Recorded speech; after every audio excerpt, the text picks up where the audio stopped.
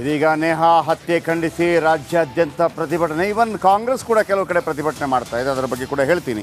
ಭಾಳ ಮುಖ್ಯವಾಗಿ ಇಂದು ವಿಜಯಪುರ ಮುದ್ದೇಬಿಹಾಳ ಬಂದ್ ನೇಹಾ ಹತ್ಯೆ ಖಂಡಿಸಿ ಅರ್ಧ ದಿನ ಬಂದ್ಗೆ ಕರೆ ನೀಡಲಾಗಿದೆ. ಮಾಜಿ ಶಾಸಕ ಎಸ್ ಪಾಟೀಲ್ ನೇತೃತ್ವದಲ್ಲಿ ಬಂದ್, ಹಿಂದೂ ಪರ ಸಂಘಟನೆಗಳು, ದಲಿತ ಸಂಘಟನೆಗಳಿಂದ ಬಂದ್ ನಡೀತಾ ಇದೆ. ವಿಶೇಷವಾಗಿ ರಾಜ್ಯಾದ್ಯಂತ ವಿಜಯಪುರ ಮುದ್ದೇಬಿಹಾಳ ಬಂದ್ ನೇಹಾ ಹತ್ಯೆ ಖಂಡಿಸಿ ಅರ್ಧ ದಿನ ಬಂದ್ ಆಚರಿಸಲಾಗ್ತಾ ಇದೆ.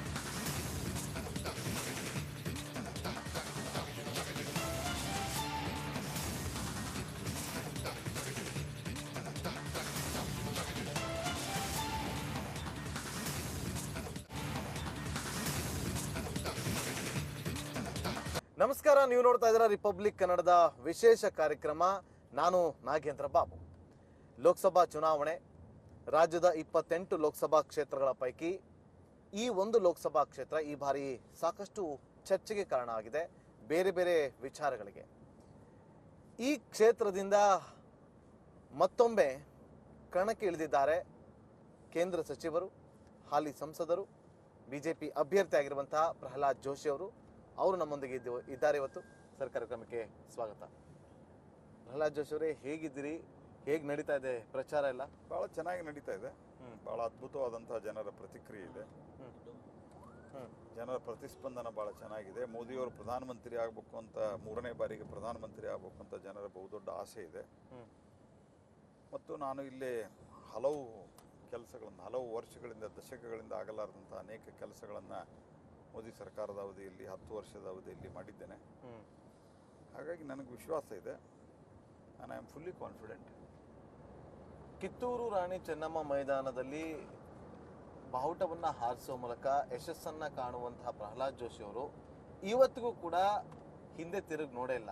ಕಂಟಿನ್ಯೂಸ್ ಆಗಿ ಯಶಸ್ಸಾಗೇ ಹೋಗ್ತಾ ಇದೆ. ಇವತ್ತಿನ ಜೀವನ ಹೇಗೆ ಸಾಗ್ತಾ ಇದೆ, ರಾಜಕೀಯ ಜೀವನ? ಇಲ್ಲ, ನಾನು ಯಾವುದೇ ಕೆಲಸವನ್ನು ಮಾಡಬೇಕಾದ್ರೆ ಅಥವಾ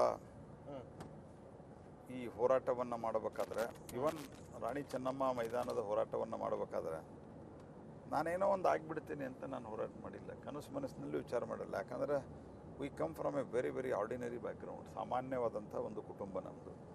ನಮ್ಮ ಮನೆಯಲ್ಲಿ ಎಲ್ಲರೂ, ನಮ್ಮ ತಂದೆ ರೈಲ್ವೆಯಲ್ಲಿ ಕ್ಲಾರ್ಕು, ನಮ್ಮ ಬ್ರದರ್ಸು ಬ್ಯಾಂಕ್ ಇತ್ಯಾದಿಯಲ್ಲಿ ಕ್ಲರಿಕಲ್ ಹುದ್ದೆಯಲ್ಲಿದ್ದವರು. ನೀವು ಓದಿದ್ದು ಕೂಡ ರೈಲ್ವೆ ಶಾಲೆಯಲ್ಲಿ, ರೈಲ್ವೆ ಕನ್ನಡ ಶಾಲೆಯಲ್ಲಿ, ಸರ್ಕಾರಿ ಶಾಲೆಯಲ್ಲಿ. ಸೊ ಹಾಗಾಗಿ ನಾವು ಅತ್ಯಂತ ಒಂದು ಸಾಮಾನ್ಯ ಕುಟುಂಬದಿಂದ ಬಂದವರು. ಏನೋ ಒಂದು ವಿಚಾರಕ್ಕೆ ಬದ್ಧರಾಗಿ ಹೋರಾಟ ಮಾಡಿದಾಗ ನಾವು ಇಲ್ಲಿ ಯಾವುದಕ್ಕೂ ಬರ್ತೀವಿ ಅಂತ ಅಂದ್ಕೊಂಡಿರಲಿಲ್ಲ. ಈಗಾದರೂ ಯಾವುದೋ ಒಂದು ಅಜೆಂಡಾ ಇಟ್ಟು ನಾನು ಎಂದೂ ಕೆಲಸ ಮಾಡಿಲ್ಲ. ನನ್ನ ವೈಯಕ್ತಿಕ ಅಜೆಂಡಾ ಇಟ್ಕೊಂಡು ಜನಕ್ಕೆ ಕಲ್ಯಾಣ ಆಗಬೇಕು, ಜನರಿಗೆ ಒಳ್ಳೆಯದಾಗಬೇಕು. ನಾವು ನಮ್ಮನ್ನ ಇಂಥ ಸಾಮಾನ್ಯ ಕುಟುಂಬದಿಂದ ಬಂದವರು ಜನ ದೊಡ್ಡ ಸ್ಥಾನದಲ್ಲಿ ಕೂಡಿಸಿದ್ದಾರೆ. ಈ ಕ್ಷೇತ್ರದಲ್ಲಿ, ಈ ಭಾಗದಲ್ಲಿ ಬಹುದೊಡ್ಡ ಒಂದು ಬದಲಾವಣೆಯನ್ನು ತರಬೇಕು. ಇದೇ ಉದ್ದೇಶ ಇಟ್ಕೊಂಡು ನಾನು ಕೆಲಸ ಮಾಡಿದ್ದೇನೆ ಹೊರತಾಗಿ. ಹಾಗಾಗಿಯೇ ನನ್ನ ಮೇಲೆ ಇಲ್ಲಿವರೆಗೆ ಬೇರೆ ಬೇರೆ ಇನ್ನೇನು ಆರೋಪಗಳು ಅದು ಇದು ಮಾಡಬಹುದು ರಾಜಕೀಯ ಕಾರಣಕ್ಕೋಸ್ಕರ. ಆದರೆ ನಾನು ಭ್ರಷ್ಟ ಅಂತ ಯಾರೂ ಹೇಳೋಕ್ಕೆ ಸಾಧ್ಯ ಇಲ್ಲ, ನಾನು ಕೆಲಸ ಮಾಡಿಲ್ಲ ಅಂತ ಯಾರು ಹೇಳೋಕ್ಕೆ ಸಾಧ್ಯ ಇಲ್ಲ.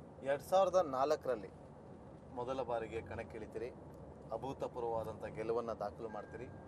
ಆದರೆ 2019 ಅದರ ಹಿಂದಿನ ಚುನಾವಣೆಯಲ್ಲಿ ನಿಮ್ಮ ಪ್ರತಿಸ್ಪರ್ಧಿಯಾಗಿ ವಿನಯ್ ಕುಲಕರ್ಣಿ ಅವರು ಇರ್ತಾರೆ. ಸ್ವಲ್ಪ ಟಫ್ ಇರುತ್ತೆ, ಆದರೂ ಕೂಡ ನಿಮ್ಮನ್ನು ಗೆಲ್ಲಿಸ್ತಾರೆ ಕ್ಷೇತ್ರದ ಜನ. ಈ ಬಾರಿ ಕ್ಷೇತ್ರದಲ್ಲಿ ಹೇಗಿದೆ ವಾತಾವರಣ? ಅಲ್ಲ, ನಿಮ್ಮ ಅನಾಲಿಸಿಸ್ ತಪ್ಪಿದೆ ನನ್ನ ಪ್ರಕಾರ. 2004ರಲ್ಲಿಯೂ ನಾವು ಭಾಳ ಕಾನ್ಫಿಡೆಂಟ್ ಇದ್ವಿ. ನಾನು ಅದನ್ನು ಹೇಳಿದ್ದೆ. 14, 19ರಲ್ಲಿ ಮುಂದೆ 9, 14, 19 ಯಾವುದರಲ್ಲೂ ಕೂಡ ನಾನು ನಮ್ಮ ಪ್ರತಿ ಸರ್ತಿ ಎವ್ರಿ ಟೈಮ್ ನಂದು percentage of votes total polled ವೋಟ್ದಲ್ಲಿ ನನಗೆ ಬಿದ್ದ